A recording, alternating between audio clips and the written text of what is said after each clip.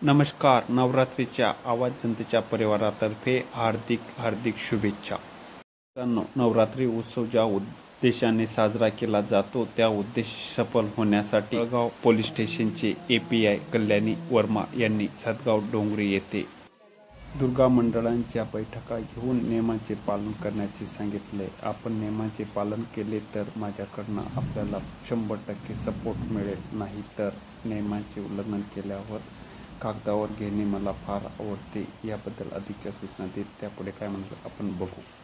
Light गेल्यानंतर generator आपल्या तिथं पाहिजे.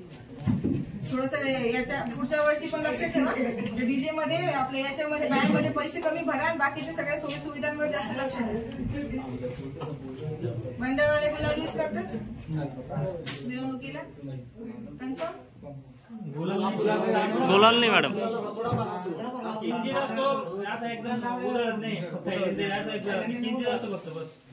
नसेल वापरत तर खूपच चांगली गोष्ट आहे. आणि जर वापरत असाल तर गुलालाऐवजी फुलांचा युज करा.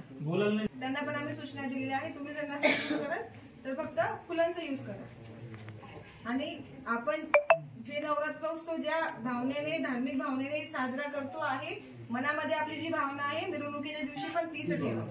बरोबर. धिंगाणा घालण्यासाठी, आपल्या एन्जॉयमेंटसाठी, नाच गाण्यासाठी देवीला दारू चालते का? मग दारू पिऊन काय नाचतात मिरवणुकीच्या दिवशी? एक दिवस कंट्रोल नाही करू शकत का? मग तुम्ही देवीसाठी देवीचा उत्सव करताय ना, धार्मिकतेचा उत्सव आहे ना. मग त्याच्यामध्ये दारू पिऊन नाचतात. त्याच्यामुळे असे काही प्रकार करू नका. आपल्या मंडळाच्या दिवशी, मिरवणुकीच्या दिवशी आपल्या याच्यामध्ये दारू पिऊन कोणी नसेल एवढी काळजी घ्या. कारण की तिथं महिला मुली पण असणार आहे मिरवणुकीमध्ये.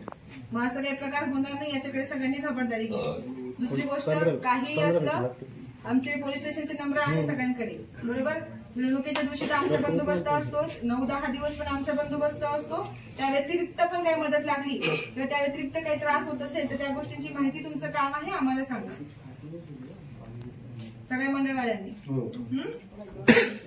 ज्या सूचना सांगितलेल्या आहे महत्वाच्या, वेळेचं बंधन पाळायचं अजिबात. मी 11 आणि 12, 11च्या पुढे तर मला एक पण दिवस असं वाटायला समजायला नको की 11 वाजले ह्या मंडळाने चालू आहे. माहितीसाठी एक सांगून देते, जर एखाद्या मंडळावरती एखादा जर गुन्हा दाखल झाला, क्षुल्लक कोणता पण असो, मारामारीचा जरी असला, हातापायी फक्त असे एका कानफटात मारली आणि एवढा पण गुन्हा जर त्या दिवशी दाखल झाला तर तो मंडळ कायमचा वाढून जातो. आणि जे लोक त्याच्यामध्ये जी नावं असतात ना, त्या नावातल्या लोकांना याच्या पुढे त्या गावामध्ये होणारे कोणतेही सार्वजनिक उत्सव, गणपती असो, नवरात्र असो, पोळा असो, काही असो, त्या काळामध्ये त्या गावात राहू द्यायचं नाही असे आदेश आहे. माहितीये का तुम्हाला?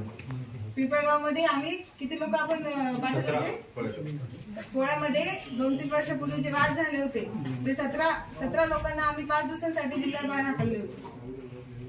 आणि त्यांची नावाची यादी ना ही म्हणजे एकदा दाखल झाला तर कायम स्वरूपी लागून जातं.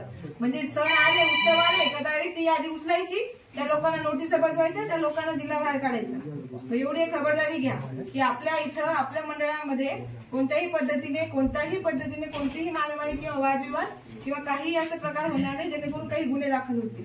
गुन्हे दाखल झाले ऑटोमॅटिक तुमचे नाव जर आले तुमच्यावर कारवाई होणार. आणि हेच नाही, याचे पुढचे पण, पुढच्या वर्षी परवानगी तर भेटणारच नाही त्या मंडळाला, पण जी नावं आहे त्यांना नोटिसा बसून जिल्ह्याच्या बाहेर. त्याच्यामुळे ती खबरदारी पण तुम्ही घ्यायची. बऱ्याचदा बाहेरचे लोक येऊन मुद्दामून डोकं लावतात की नाही बाबा यांचं काहीतरी मंडळाचं नाव खराब झालं पाहिजे. त्या दिवशी मॅडम बाहेरचे लोक जास्त राहतात बँड बघण्यासाठी. इथून निघत नाही. कोणाची 3 तारखेला आहे, कोणाची 4 तारखेला आहे, कोणाची 5 तारखेला आहे, अशा मिरवणुका असतात इथे. म्हणजे बरोबर. म्हणजे आज 3 तारखेला समजा सातगाव मध्ये आहे, शिंदाळमध्ये 4 तारखेला आहे. मग ते 4 तारखेची बघायला तिथे येणार नाही का मिरवणूक बघायला? बरोबर. गर्दी होणार ना. मग ते याच्यामुळे अशी एका दिवशी नसल्या कारणाने तिकडची गर्दी इकडे आणि मग ती इकडची संपला का तुम्ही तिकडे, हे चालूच असतं आपलं बँड पाहायला, बाकी काही नाही. पण याच्यामध्ये जर काही असले काही दुखी आत्मे मग ते त्रास आपल्याला देतात. त्याच्यामुळे एवढी खबरदारी तुम्ही घ्यायची. वेळेचं बंधन पाळा, तुम्हाला आमच्याकडून काही त्रास होणार नाही.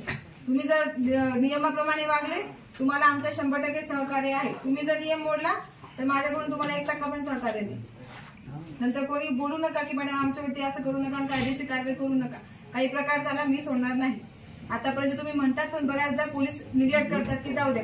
मी निग्लेक्ट करणाऱ्यांमधली नाहीये. मला कागदावर घ्यायला खूप आवडतं. बोलण्यापेक्षा मला कागद खेळायला खूप आवडतात. कारण की आपण कितीही बोललो ना तर डोक्यात घुसत नाही. जोपर्यंत आपल्यावरती बितत नाही ना कागदावर घेतल्याशिवाय तोपर्यंत समजत नाही.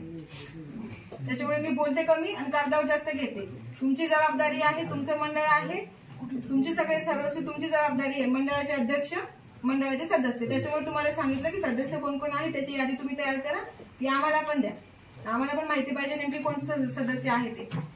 मंडळवाल्यांचे टी शर्ट दुसरेच घालून फिरतात आणि म्हणतात की मंडळालाच माहित नाही कोण आहे. गणपतीच्या वेळेस असं झालं, जे धिंगाणा काढत होते ते त्या मंडळाचे नव्हतेच तरी टी शर्ट घालून होते. त्याच्यामुळे यादी तुमच्याकडे ठेवा. कोण लोक आहे तुम्हाला माहिती असू द्या. आणि काही अडचण असते तर मग आमचं तर 100% सहकार्य आहे. पण तुम्ही जर कायदेशीर मार्गाने न जाता बेकायदेशीर मार्गाने गेले तर मी एक टक्काही मदत करणार नाही कोणाला. चांगला सण आहे, शांततेमध्ये पार पाडा. कुठेही काय अनुचित प्रकार घडणार नाही एवढी काळजी घ्या. आपल्या माता, आपल्या भगिनींची, आपल्या मुलींची जबाबदारी तुमच्यावर आहे. ती सगळं तुम्हालाच बघणं आहे. कोणत्याही पद्धतीने कोणत्याही महिलेला, कोणत्याही मुलीला छेडछाड सारखा प्रकार होणार नाही याची खबरदारी घ्या.